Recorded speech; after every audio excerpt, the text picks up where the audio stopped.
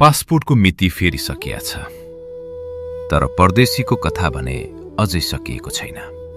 पासपोर्टका पाना फेरिए, भिसाका मिति फेरिए, काम गर्ने देश फेरिए, तर मनमा भएको अब त फर्किन्छु भन्ने सपना अझै उस्तै छ।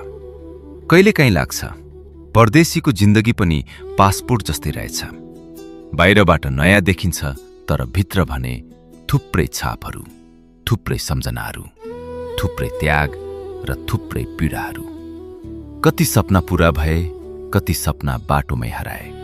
वर्षहरू बित्दै गए, चाडपर्व छुट्दै गए, आफ्नाहरू टाढिँदै गए, तर हामी भने उही एउटा आशामा बाँचिरह्यौं। हरेक वर्ष यही सोच्दै अब केही वर्ष मात्रै। हामी हाँसेर भन्छौं, के गर्नु, जिन्दगी यस्तै हो। तर त्यो हाँसोभित्र कति वर्षको सङ्घर्ष लुकेको हुन्छ, कति आँसु दबिएका हुन्छन्, त्यो परदेशीले मात्रै बुझ्छ।